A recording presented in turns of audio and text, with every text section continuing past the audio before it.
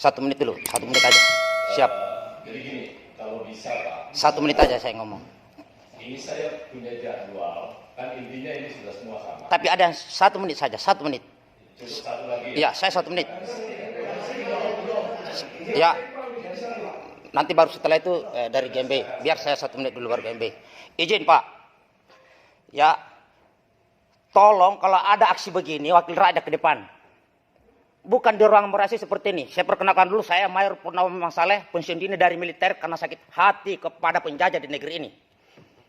Jadi saya minta tolong partai politik yang ada kadernya di sini, kalau ada rakyat demo di sana, jangan pasang polisi. Jangan benturkan kami dengan polisi. Kami rakyatmu, kalian itu kalau mau coblos, ngemis ke rakyat. Tapi rakyat mau ke sini, kalian batasi dengan polisi. Apa itu? Saya marah itu. Itu yang pertama. Yang kedua, hari ini Presiden kemarin udah ngomong lewat Pak Mahfud MD bahwa Presiden Republik Indonesia tolak RUU HIP. Jadi kalau DPR masih ngotot, berarti banyak komunis di lembaga ini. Berarti revolusi rakyat akan terbentuk. Revolusi akan terbentuk. Ingat itu. Jangan pernah ngenten rakyat duduk di sini. Kalian semua digaji oleh rakyat. Masa cuma mau ketemu dibatasi 30 menit? Apa itu? Ini saja. Mohon maaf jika saya marah. Terima kasih. Terima kasih Pak. Jadi saya ingin dulu tahun 78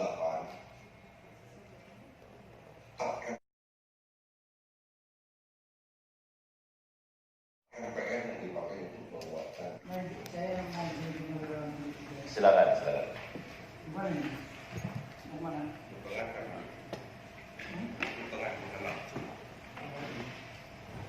Assalamualaikum warahmatullahi wabarakatuh.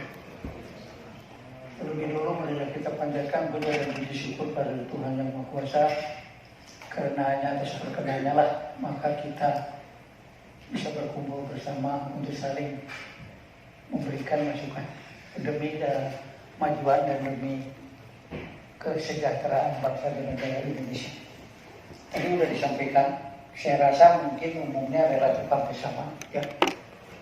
Cuma saya melihatnya adalah tolonglah bapak-bapak sebagai generasi penerus yang sering diucapkan oleh para pemimpin kita, baik presiden, baik Ibu Megawati maupun segala macam, jangan lupakan sejarah. Nah, justru kita kadang-kadang lupa sejarah.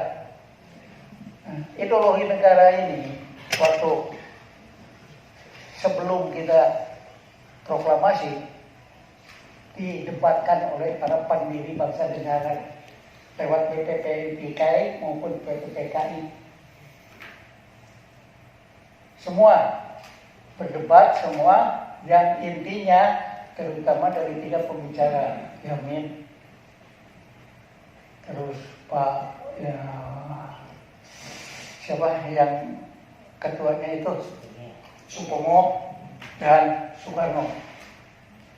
Nah, setelah didebatkan demikian rupa, maka akhirnya dibentuklah Panitia 9, dipimpin oleh Bung Karno sendiri. Nah, Panitia 9 waktu mau proklamasi, setelah proklamasi 17 Agustus, tanggal 18 mau disahkan, ada keberatan terhadap sila pertama. Dirubahlah, dihilangkan 7 kata, diganti oleh ketuhanan yang Maha Esa. Nah, itu sepakat semua. Jadi di sini adalah kalau toh memang ini kebetulan ulama juga adalah, kalau menurut Alam Shah dulu yang mengarang cerita soal ini adalah bukunya adalah pengorbanan para ulama untuk mau demi NKRI menghilangkan 7 kata. Kalau menurut saya sih tidak juga, karena dengan ketuhanan yang Maha Esa malah lebih tauhidnya lebih jauh, lebih baik ini sebenarnya. Nah, cuma dengan adanya itu, maka kita harusnya itu jadi pegangan 18 Agustus. Tapi karena kitanya sendiri lupa, adalah pemberontakan 46, ada pemberontakan PKI 48, ada DITI, Kartosuwiryo dan sebagainya. Nah, sehingga nanti setelah pemilu 55 bentuk konstituan tidak berhasil kita Ini. menentukan dasar negara kita ya. Nah, untuk itu selanjutnya adalah dekret presiden 5 Juli. Inilah yang jadi pegangannya. Kalau ini diutak-atik lagi, apa kita mau kembali lagi?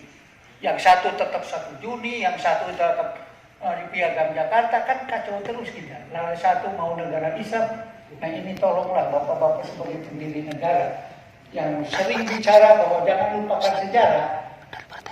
Sejarah inilah yang kita harus ingat betul. Ya, nah, dan sejarah inilah bangsa kita berdiri adalah untuk sederajat sama tinggi dengan bangsa dan negara lain, bukan jadi budaknya negara lain. Jadi itulah yang perlu dalam hal ini undang-undang yang dibikin oleh bapak-bapak hendaklah menggambarkan seperti apa yang disampaikan, penjabaran daripada mukadimah dijabarkan menjadi batang tubuh itulah yang harusnya yang dijabarkan ke sehingga tidak bertentangan. Nah kita nyatanya sekarang ini banyak sekali undang-undang yang bertentangan satu sama lain, malah bertentangan sendiri dengan mukadimah maupun Pancasilanya. Nah tolonglah bapak-bapak mensoalkan jangan lupa sejarah. Di sini saya ingatkan, tolong sejarah itu betul-betul jangan dilupakan. Terima kasih. Nanti biar yang lain kebagian. Assalamualaikum warahmatullahi wabarakatuh. Waalaikumsalam. Jadi pertama-tama saya mohon maaf kepada Pak Ustadz, kepada senior dan teman-teman dari GMBI. Substansi terhadap RUU ini kemarin itu sudah kita diskusikan dan sekarang tahapannya tidak di badan legislasi lagi. Tapi seluruh tuntutan itu sudah kemarin disampaikan lewat pimpinan DPR juga.